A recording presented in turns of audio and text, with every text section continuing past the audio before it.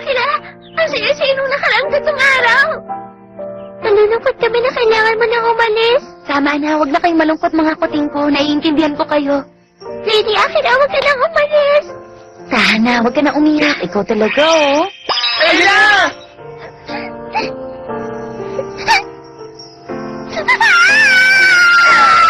Natutuwa ako dahil nagkaroon ako ng maraming bagong kaibigan. Napakasaya talaga ng experience na to. Salamat sa inyong lahat. Lady Akira! Alam ko na, buti pa pumunta na lang kayong lahat sa bahay namin mamaya. Gusto niyo magkaroon ng farewell party para sa ating mga girls?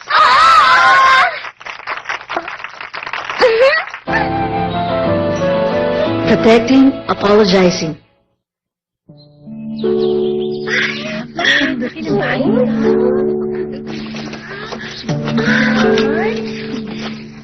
Akira! Yui, salamat sa totoong araw na yun, ha? Alam mo, tinitas ko ang mga bulaklak na ito mula sa garden namin. Sana tanggapin mo. Oo naman, Yui. Salamat. Hindi ko alam kung ano ina-expect ko kay Akira nung una. Mabuti masaya naman siya ngayon. Ako rin. Wow, ang ganda talaga dito. Wow. Lady Akira, ano naman yung kwarto nasa banda doon? Yun ang walk-in closet ko. Talaga? Pwede ba namin tingnan? Sandali lang. Hindi tamang basta na lang kayo pumasok dyan ng ganyan. Ano ka ba, Yui? Hindi, okay lang. Sige, tignan nyo.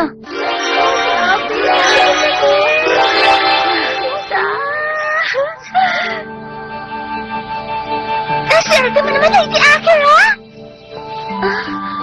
Pasensya na kung ganyan man ang inaasan nila. Okay lang, huwag mo isipin yon. Pero, mahal mo naman ang lahat ng classmates natin, hindi ba? Oo, mahal ko sila. Pati ikaw, mahal din kita, Akira. Huh? Mahal kita, Akira!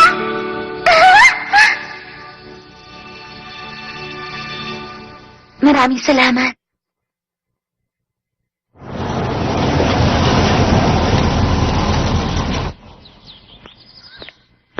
Lady Akira, Ano yun? napansin kasi namin na mayroong isang kahina-hinalang sasakyan nakaparada sa eskwelahan mong pinasukan ngayon. Sasakyan? Oo, matapos kong i-research, nalaman ko kay Master Yahiro yun. Nishikawa, meron akong hihilingin.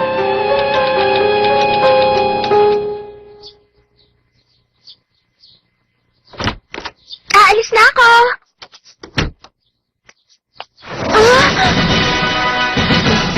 Kanina pa kayo hinihintay, Miss Yui. Teka! Anong nangyayari? Pasensya na, inutusan kasi ako ni Lady Akira na ihatid sundo ka sa school araw-araw. Ha? Inutos siya ni Akira? Teka, Yui, bakit kayo natin na magandang sasakyan yon? Tingnan mo, meron pa parang secret agent na lalaki, oh. Ang sabi kasi ni Akira, simula raw ngayon, ihahatid sundo na ako ng driver niya sa school o kahit saan ako pumunta. Ganon, bakit ikaw lang, Yui? Grabe, no? Ang yaman-yaman talaga ni Lady Akira. Nakakaingit siya. Naalala niyo ba yung mga alahasa sa walk-in closet niya? Oo naman, ang gaganda nga. Nakita ko rin, siguradong milyon-milyon ang halaga ng isang piraso. Hindi niya mapapansin kahit kumuha tayo ng konti. Ano ka ba na sinasabi mo? Joke lang yan, ito naman, oh. Ano? Handa na ba yung mga school guards at yung mga guards ni Yui? Very good. Aba, mukhang maganda ngayon ang mood ni Akira. Ano kayang binabalak niya? Di bali ang mahalaga, masaya siya. Tama. Hindi ko nagawang protektahan si Sayo, pero poprotektahan kita, Yui. Yui! Tuloy ka! Natutuwa talaga ako. Bihira kasing dumalaw dito si Hikari at si Megumi. Tara, doon tayo sa kwarto ko. Oo. O paano? Dito ka lang muna, ha? Magtitimpla lang ako ng tea.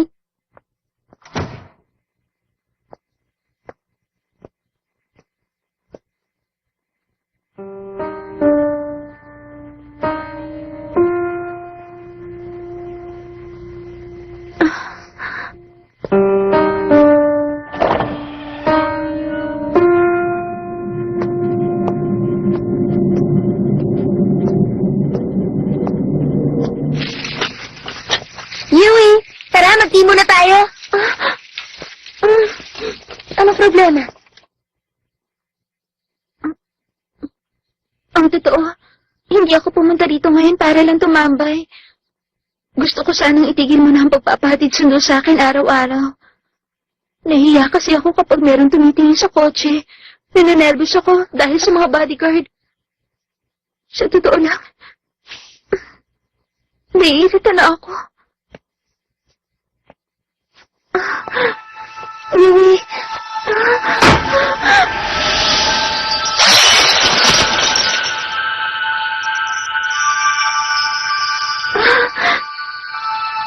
Pasensya na.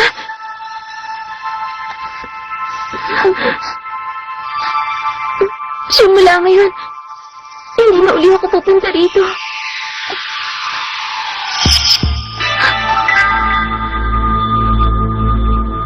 Isang araw, dumating sa bahay ang batang si Sayo na luhaan. Sabi sa akin ng batang si Yahiro, ipapatanggal niya raw sa trabaho ang papa ko pag nakapagkita pa ako sa'yo. Bakit? Ano ba nagawa ko sa'yo, Akira? Ayoko na sa'yo! Galit ako sa'yo! Noon, si Yahiro ang sumira sa lahat. Pero ngayon, mukha ako na mismo ang tumapos sa pagkakaibigan namin.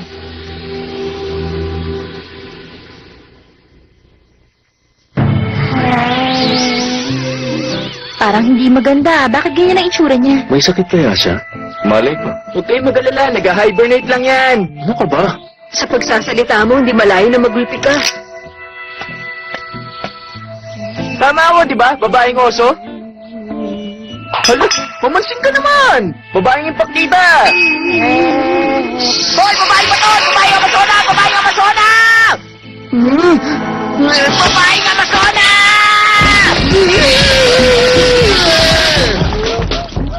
Ano ba nangyari kay Tadashi? Malay ko. Pero siguro stressful para sa kanya na hindi siya sinasaktan ni Akira. Ganon? Ganon ba talaga yun?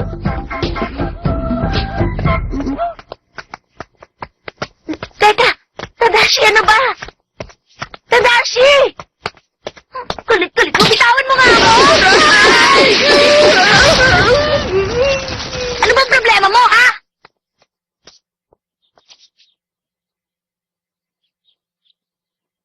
Paano kasi? Wala akong kwenta pagdating sa mga komplikadong bagay. Ha? Pero higit sa lahat, mas lalong wala akong kwenta sa tuwing nalulungkot ka. Hindi ko alam kung ano ba nangyari pero pwede bang magsaya ka na? Pero kasi, gusto ko lang sana siyang protektahan. Pero sa bandang huli, nagalit pa siya sa akin. Huh? Hoy, teka lang. Huwag kang umiyak. Simple solusyon lang dyan. Kung nagalit siya dahil sa'yo, di humingi ka ng tawad. Hindi ako simple yan! Iba ba ang pagsusori sa simple at komplikadong sitwasyon? Kung simple man o komplikado ang problema, kung sa tingin mo nagkamali ka, sa bandang uli, hihingi at hihingi ka pa rin ng tawad. Lalo lang lalala ang problema kung hindi mo yung papansinin. Di ba?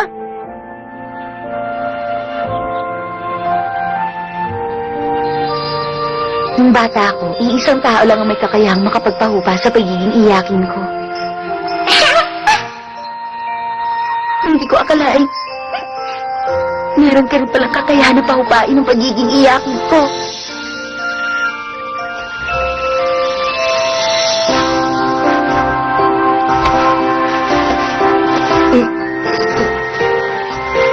Tama ka nga, Tadashi. Kailangan ko ang mag-sorry kay Yui.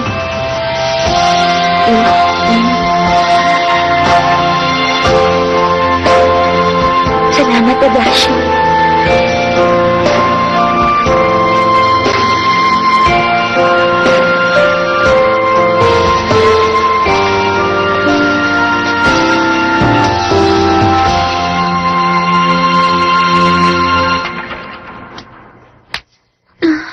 Good afternoon, ma'am. Meron ho ba kayong kailangan? Ah, Pero bago yun, kailangan ko muna ang ID ninyo. kailangan ko pa ng ID? Yes, ma'am. Hindi kasi kami nakikipagtransaksyon sa mga customer na under 18 years old. Ang ignorante mo naman. Pumunta ka sa pawn shop tapos hindi mo man lang alam yun. Sino ka ba? Bakit? Ano bang isasangla mo?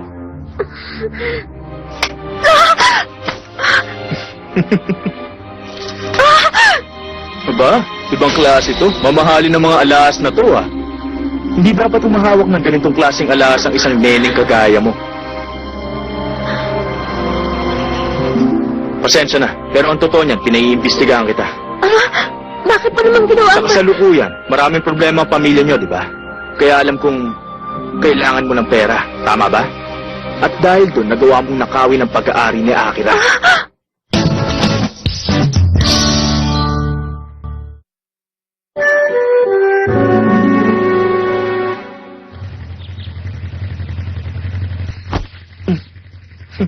Bagay pala sa'yo yung damit ko eh. Oo nga pero parang hindi ako komportable. Hindi ka naman pwede magpalda kung magmumotor ka eh. Kaya tiisin mo na lang. Ang baduy pa nito. Pero teka, sigurado kang ayaw mong gamitin yung isa sa mga kotse mo? Huh? Itigil mo na. Nahihiya kasi ako kapag merong tumitingin sa kotse. Sa totoo lang, naiirita na ako. Hindi ako pwedeng pumunta ron gamit ang isang bagay na nakakairita sa kanya. Huh? Gusto ko na magpasalamat sa iyo sa pagpapasakay mo sa akin sa motor mo. Ako, walang problema yon. Gusto mo mag-sorry kay Yui, hindi ba? Ito, suot mo na yan! Alright, kumapit ka!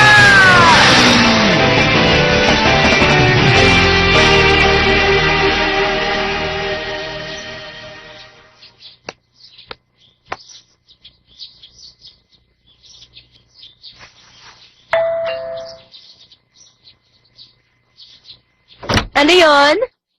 Good afternoon po. Ako po si Akira Todo. Naging classmate po ako ni Yui. Ganun ba? Kaso wala ngayon dito si Yui eh. Ganun po ba? Lilipat po ba kayo ng bahay? Ang ibig mo bang sabihin hindi yun sinabi sa'yo ni Yui? Oo, tama ka. Kailangan na nga naming lumipat.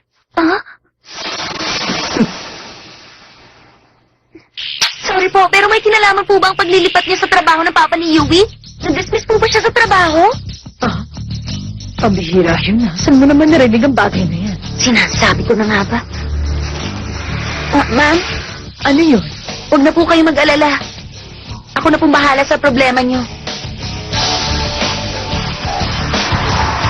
Kung ganun, mas mabuti pang isoli ko na lang sa kanya mga alahas na to. Huwag kang mag-alala, isusoli ko to sa kanya na parang wala kang anumang kinuha. Pero, At bilang kapalit nun, ayokong lalapit ka pa uli kay Akira. Masakit ka sa mata, kaya kung pwede lang, mawala ka na. pero hayaan mo man lang ako makapag-sorry kay Akira. Huwag mo siyang titignan. Hindi siya mabuting tao. Hindi ko akalain mahuhuli ako ni Sir eh. Wala. Sandali! Hoy! Ano ba? Wala ka na ba ibibili? Hindi pwede, ma-aksidente tayo! Nagkamali ako. Akala ko okay lang kahit hindi ako makipagkita kay Yahiro. Pero kailangan ko siyang makita ngayon para makapag-usap kami na matino. Hoy, may sumubot ako ah! Dahan lang! Sabihin nyo nga kami! O, sino naman ang mga yan? Baka sila yung nababalita akong gang ng mga taong nagmumotor. Ha? Umakit ka lang mabuti! Mag-shortcut tayo!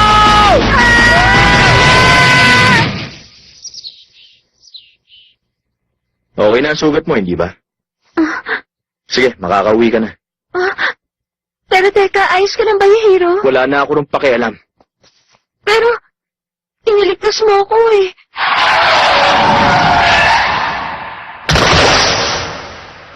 Hindi sa ganun. Ayoko lang na may mangyaring aksidente sa mismong harapan ko. Sandali, isa ka ba sa mga kaibigan ni Akira? Wala ka ng pakialam doon. Pero kasi, kailangan ko lang talaga makahingi ng tawad kay Akira. Masama kasi yung ginawa ko. Talagang masama. Dahil nangangailangan ka ng pera kaya inilapit mo sa kanya ang sarili mo. Tama.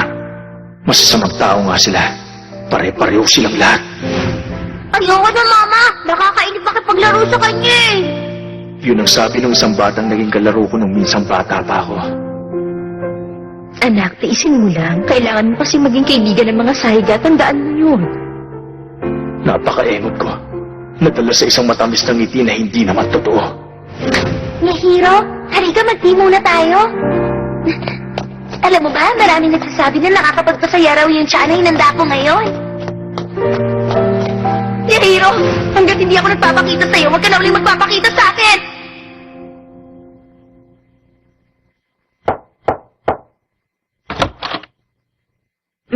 Hiro, meron po kayong mga bisita. Ha? Matagal na panahon na rin. Akira! Teka, Yui. Anong ginagawa mo rito? Ha? Kahit kailan wala ka talagang kwenta.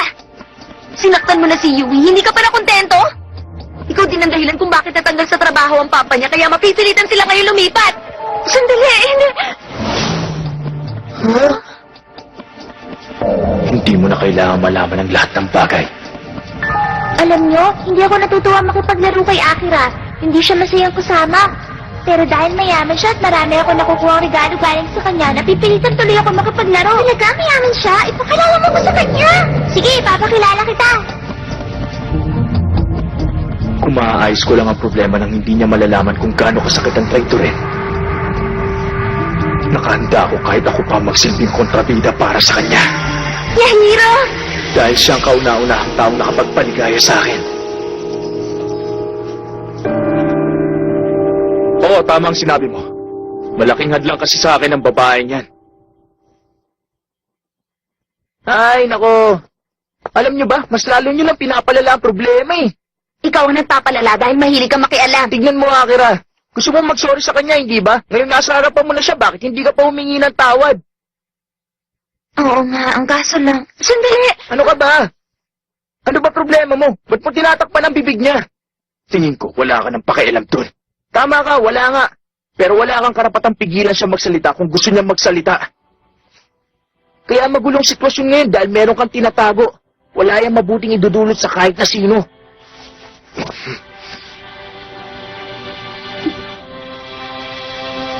Akira! Ha? Kasalanan ko kaya ako may sugat. Sa katunayan, si Yahiro ang nagligtas sa akin. Wala siyang kasalanan. Yun tungkol kay Papa. Napagpasyahan na yun, bago pa man kita makilala. Walang kasalanan doon si Yahiro. Huwag mo siyang sisihin. Malaki yung utang ng pamilya namin. Kaya babalik na lang kami sa probinsya. Pero dahil sa... Ayoko talagang mahiwalay sa mga kaibigan ko dito. Naisip ko, kung meron lang akong pera, pwede na kami manatili rito habang buhay. Kaya naman nagawa ko. Nakawin ang mga alahas mo. Ninakawan kita. Patawarin mo ako.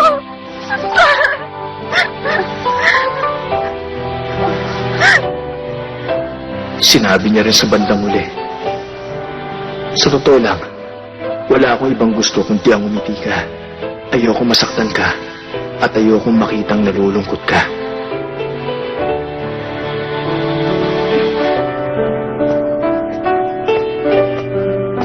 Pambihira ka.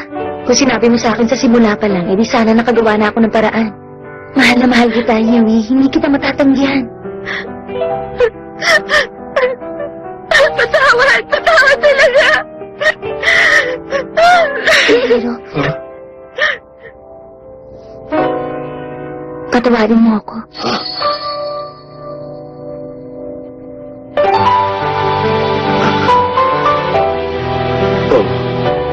Oh, sapat na ito.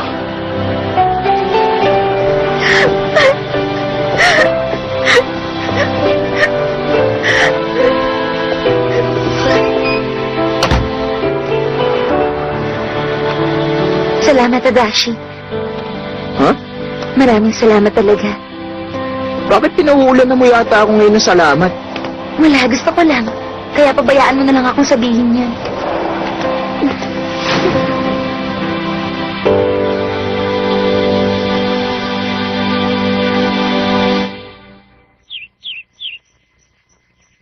So, yun pala ang nangyari.